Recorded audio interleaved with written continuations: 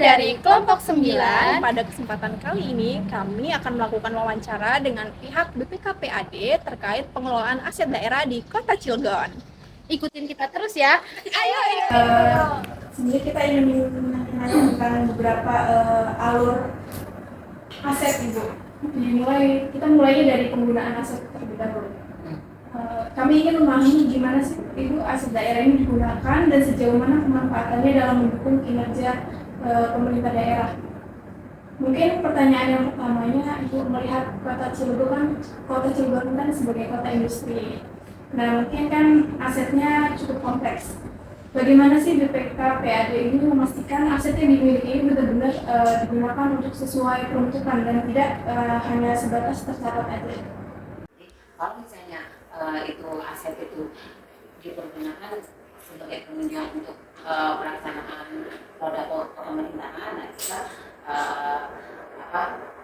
digunakanlah oleh OPD-OPD yang ada di pemerintah Kota Cilegon. Sedangkan kalau misalnya tidak dipergunakan, itu bisa kita manfaatkan. Kita bisa manfaatkannya itu bisa dalam berbagai bentuk ya. Ada yang kita sewakan, ada yang kita kerjasamakan, seperti itu. Ada juga yang kita pinjam pakaikan, karena kan ada di kita juga kan banyak instansi vertikal. Jadi kan kalau instansi vertikal itu ketika akan memanfaatkan aset punya kita itu dengan sistem pinjam pakai gitu.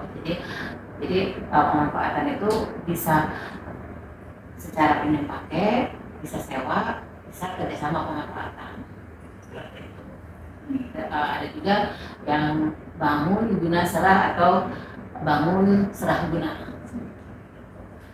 Tadi yang dari itu dimanfaatkan ya. Nah, kalau dalam prakteknya sendiri, apakah masih ditemukan aset yang belum dimanfaatkan secara optimal atau masih cenderung menganggur ya Ibu ya? Dan biasanya itu disebabkan oleh faktor-faktor apa aja sih Bu? Ya, itu masih ada beberapa aset kita yang masih belum termanfaatkan. Di antaranya kan mungkin ada beberapa yang istilahnya itu memang secara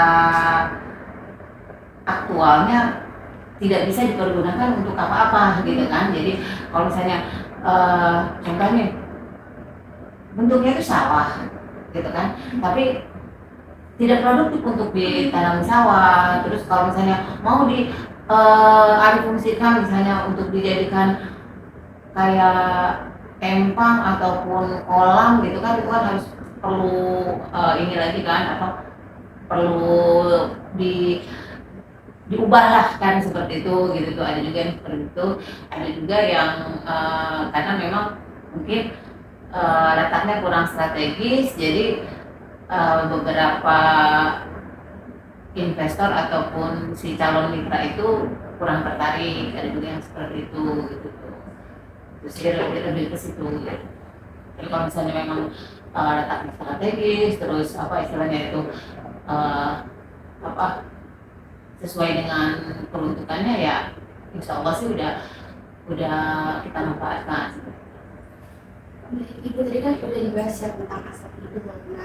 Nah, gimana sih pola koordinasinya antara BPKPAD Kota Cilegon ini sama OPD lain mengenai aset yang agar supaya asetnya ini nggak menganggur gitu? Kan di Permendagri sendiri sih sudah jelas ketika ada aset yang tidak dipergunakan oleh OPD itu wajib diserahkan ke pengelola. Dalam hal ini pengelola itu BPKPAD kan gitu. Jadi di situ juga kan, jadi kita bisa memantau juga kan gitu. Itu sudah aset-aset yang tidak dipergunakan itu seperti itu gitu. Dan memang karena sudah ada aturannya, jadi itu mau nggak mau ya harus kita patuhi. Untuk sekarang bagian penilaian aset Ibu, selanjutnya kami ingin mengetahui sih bagaimana proses penilaian aset dilakukan untuk memastikan nilai aset itu tetap relevan dan akurat. Yang pertama itu bagaimana sih BPKPAD Kota Cilegon ini memastikan nilai aset yang tercatat itu tetap mencerminkan kondisi real, terutama untuk aset yang nilainya berubah, kayak misalkan tanah dan bangunan kayak gitu. Kan itu kan sudah ada rumusannya ya, kalau itu gitu kan.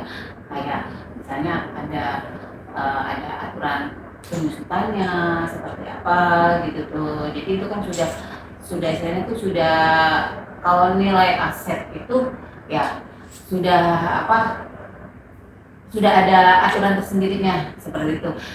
Kecuali kalau misalnya ketika aset itu akan disewakan, beda lagi penilaiannya, gitu kan. Kalau misalnya kita akan sewakan atau kita akan manfaatkan kerjasama pemanfaatan, nah itu harus melalui ada tim penilai yang khusus, gitu kan. Nah kebetulan di Kota Cilegon belum ada tim penilai yang khusus untuk penilai aset. Nah itu kita setiap kalinya menggunakan KPKNL. Ya, jadi kan ketika kita mau jual, ketika mau sewakan, ketika mau di kerjasama pemanfaatan itu harus dilakukan penilaian ulang. Itu bisa dilakukan oleh tim penilai pemerintah, oleh KJPP atau KPKNL. Gitu. Kalau KJPP itu kok yang pihak swasta ya, gitu, yang sudah bergerak di bidang penilaian gitu. Seperti itu sih. Bisa dapat praktiknya sendiri sering bisa lihat adanya perbedaan antara nilai pasar atau nilai buku nggak sih Bu?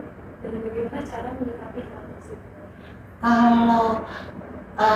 Kalau istilahnya ketika memang secara kita sudah ada aturan yang mengatur untuk penilaian itu ya. Jadi ketika kita tidak, kalau aset itu tidak akan dijual ataupun tidak akan disewakan atau dimanfaatkan, ya itu berdasarkan nilai buku yang sudah tercatat aja gitu kan.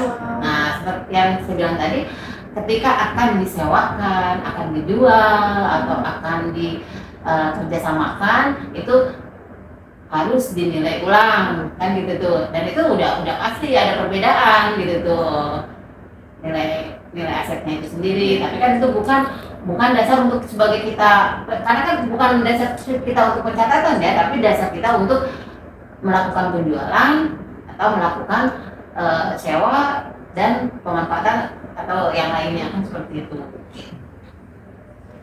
Jadi bukan dari kita udah membahas tentang penilaian aset itu kita membahas pula pemeliharaan aset. Nah, jadi dengan intensitas pemeliharaan aset di Cilegon ini kan cukup tinggi ya Bu.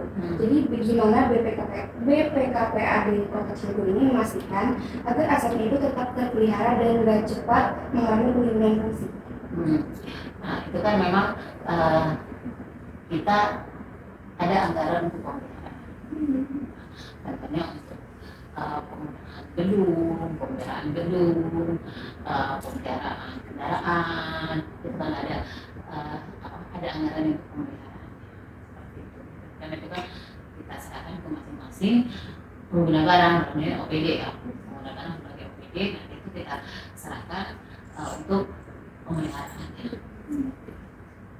Tapi dalam pelaksanaannya itu pemeliharaannya ini lebih diarahkan ke pencegahan kerusakan atau cenderung dilakukan setelah terjadi kerusakan gitu?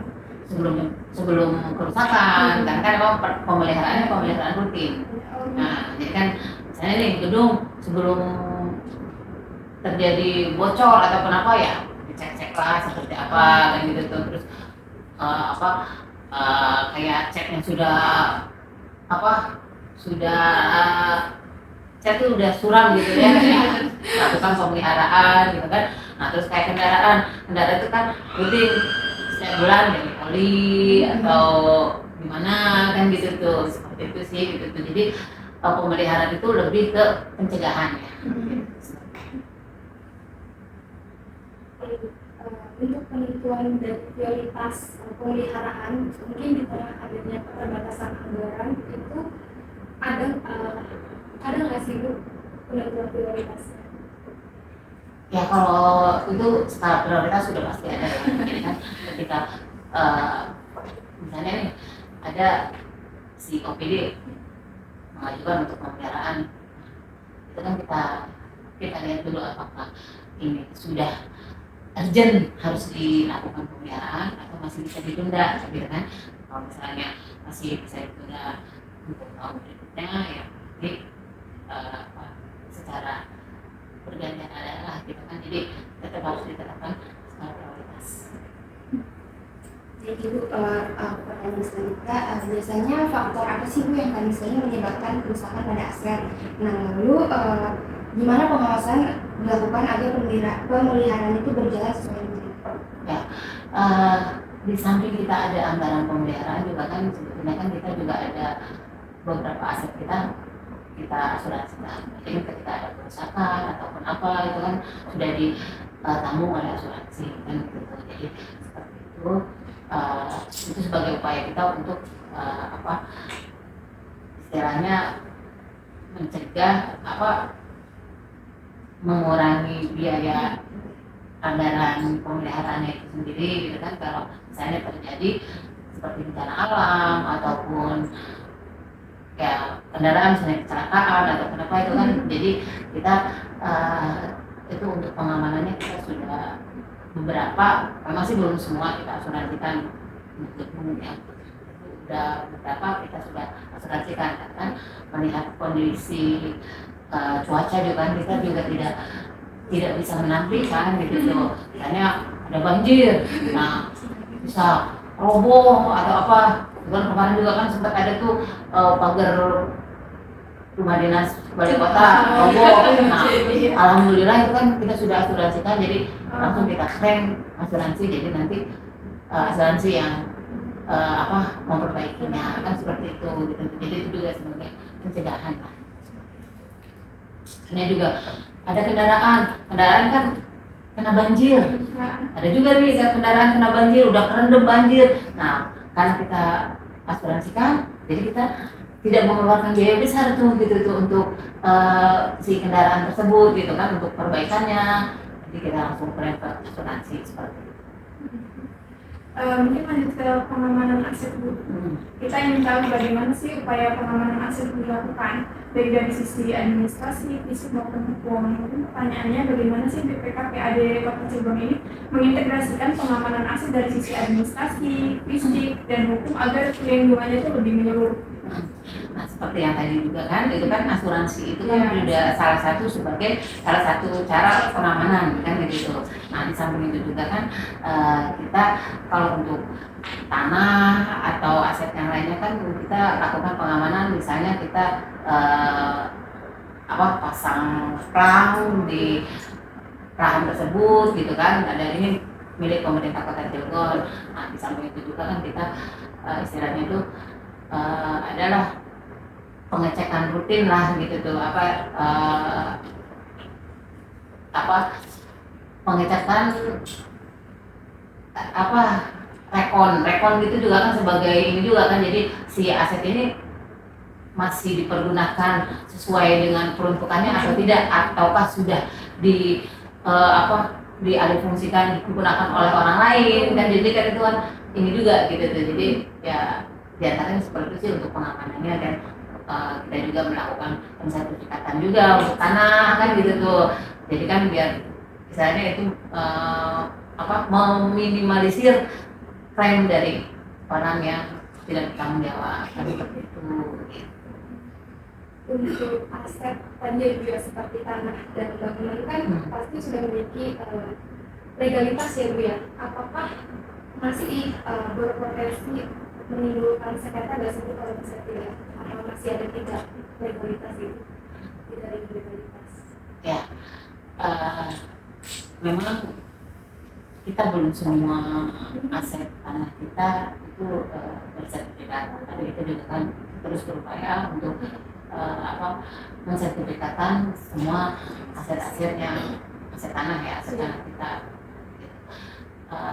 Tapi sebetulnya tidak menutup kemungkinan juga ketika kita sudah bersertifikat, misalnya lahan kita sudah bersertifikat, itu tidak menutup kemungkinan juga ada beberapa istilahnya yang masih kadang-kadang seperti itu, mereka itu mereka ahli waris biasanya yang suka mengklaim atau apa gitu tuh, tanpa mereka tahu sebetulnya tanah itu sudah dijual atau belum sih begitu sama orang tuanya kan seperti itu gitu, atau sama kakeknya atau sama nenek buyutnya kan gitu tuh. Nah biasanya sih seperti itu gitu.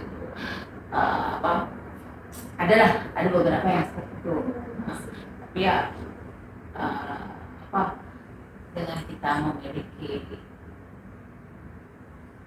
sertifikat ya kita juga kan bisa melawan mengklaim mereka lah gitu. Kalau ini sudah kita sudah kuasai sekian tahun, terus kita juga sudah bersertifikat kan, itu. Memang tidak menutup kemungkinan itu ada terjadi yang seperti itu. Untuk di Kota Cilegon sendiri, pernah nggak sih Bu ada kasus sengketa atau penguasaan aset oleh pihak lain, dan bagaimana penanganannya dari BPKPAD sendiri? Nah, itu ada. Jadi sekarang kemarin juga kan kita sudah memenangkan untuk yang matahari lama. Nah itu juga kan dulu juga kan pernah dikasuskan oleh pemilik yang lama gitu kan, alhamdulillah kita sudah menguasai.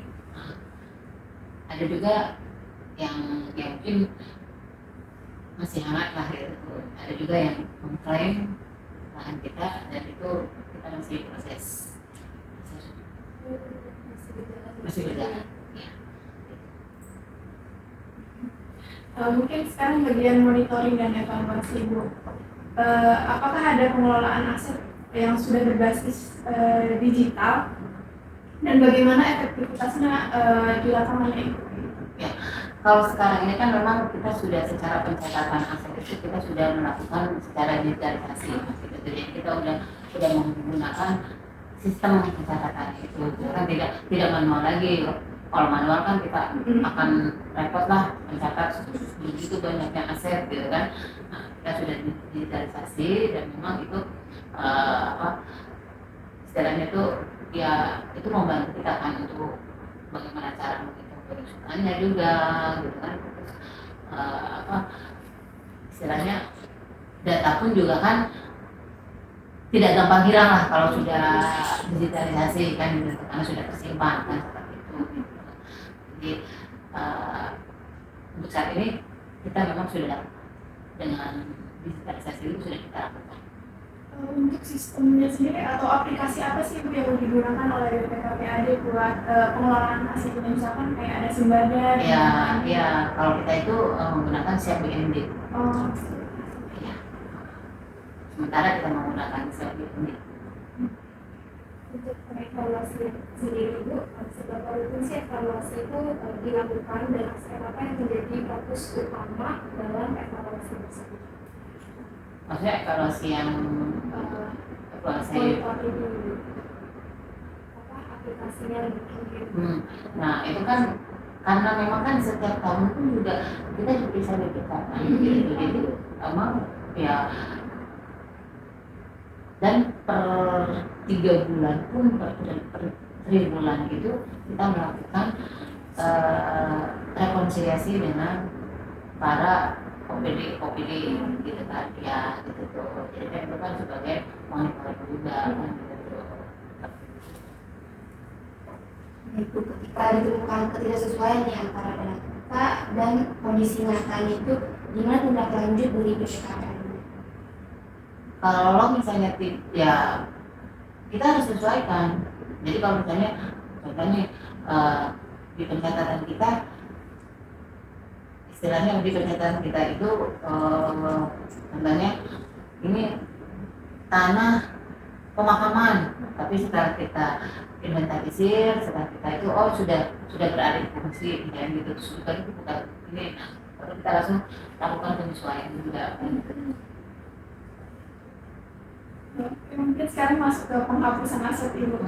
Kita minta gimana sih BPKPAD Kota Cilegon ini menentukan bahwa suatu aset itu sudah tidak layak dan perlu dihapuskan dalam siklus pengelolaan aset?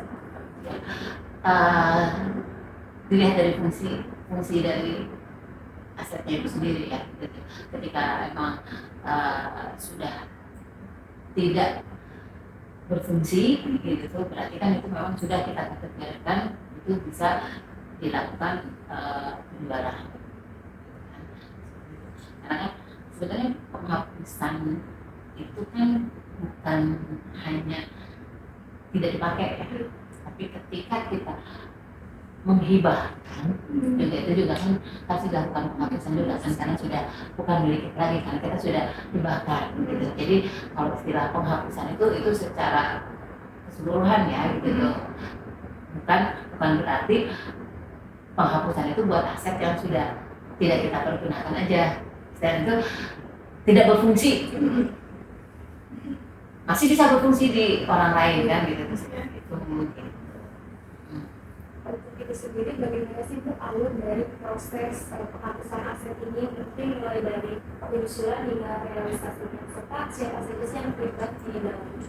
Ya, kalau untuk itu kan ada pengusulan ya, misalnya pengusulan dari OPD nih, gitu kan, pengusulan kalau barang-barang yang ini sudah tidak layak dan sudah tidak berfungsi lagi, baru nanti dari pengusulan itu kita lakukan pengecekan, gitu kan, kita pengecekan, setelah dilakukan pengecekan, berarti kan kita harus sudah tarik tuh apa yang diusulkan itu kayak gitu. Nah setelah itu baru kita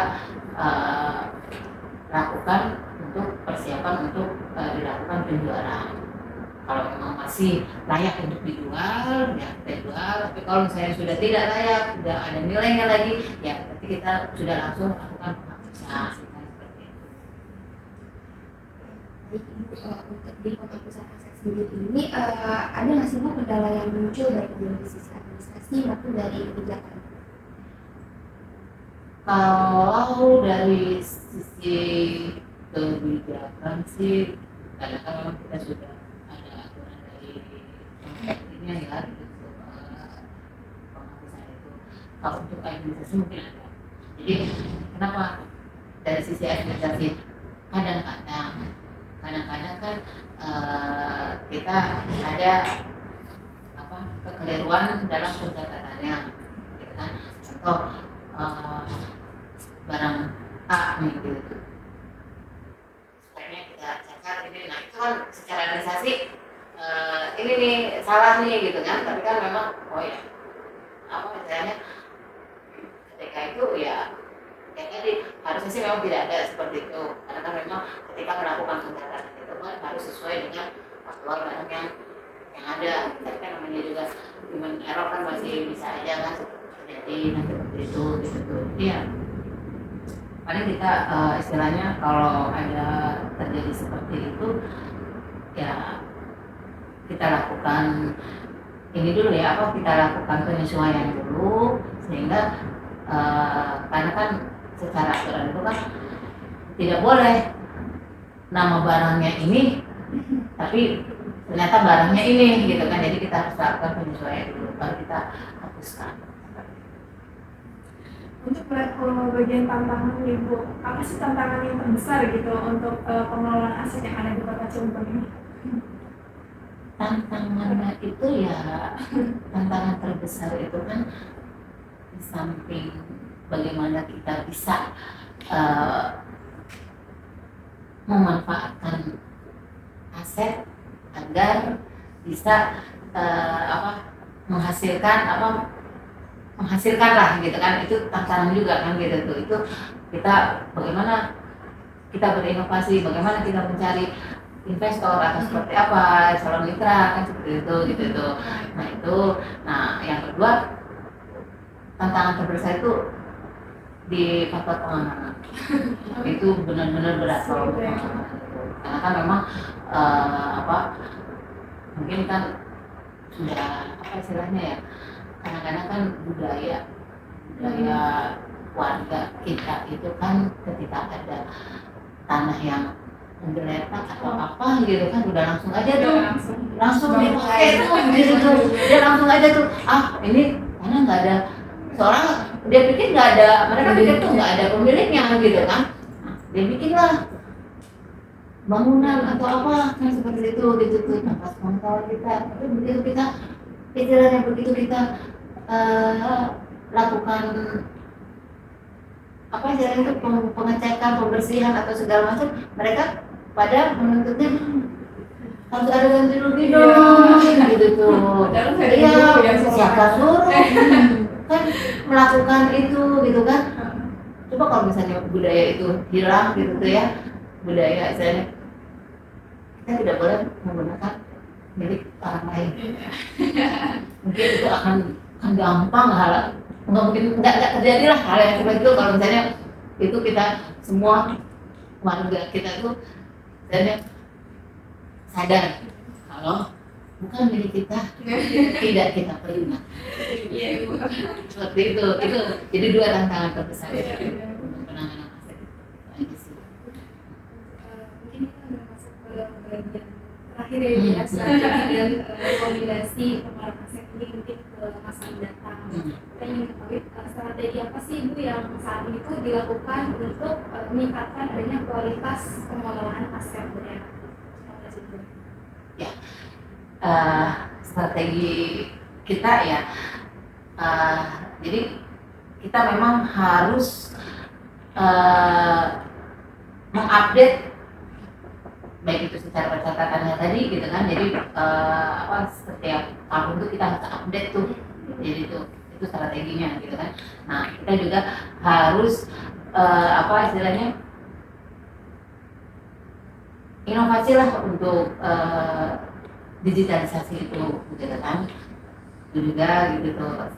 Nah, kita juga yang itu dengan strategi untuk pengamanan itu ya kita harus berupaya semua aset kita dipastikan sudah bersertifikat.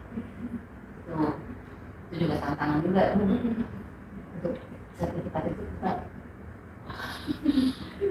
harus punya repot yang jadi ya inovasi, kita butuh inovasi, pengupdatean juga kita butuh, itu strategi.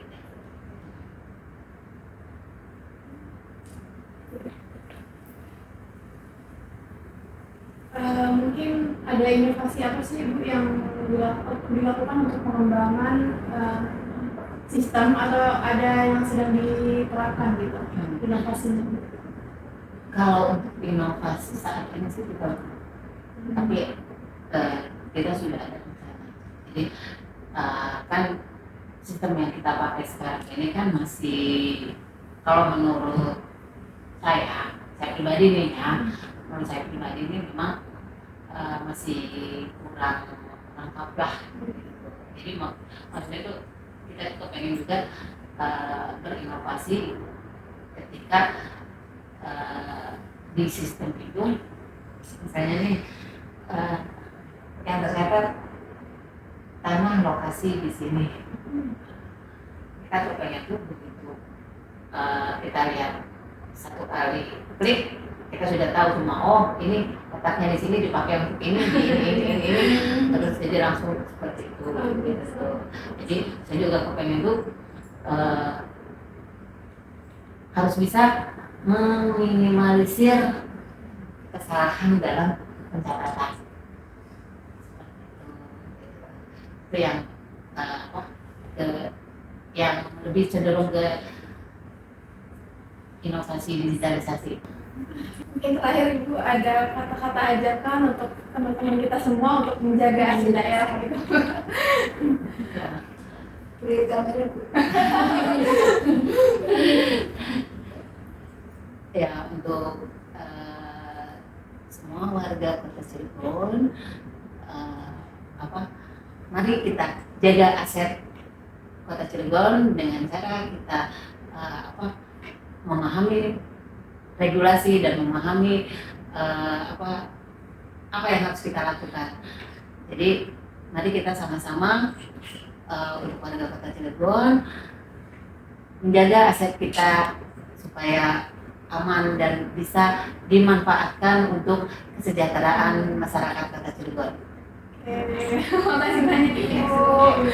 Aset daerah merupakan milik kita bersama. Oleh karena itu, sudah menjadi tanggung jawab kita untuk menjaga, merawat, dan memanfaatkannya dengan baik. Mari kita mulai dari hal sederhana seperti tidak merusak fasilitas umum, menggunakan aset secara bijak, serta ikut mengawasi agar tidak terjadi penyalahgunaan. Karena pada dasarnya menjaga aset daerah sama dengan menjaga masa depan daerah kita. Om Anton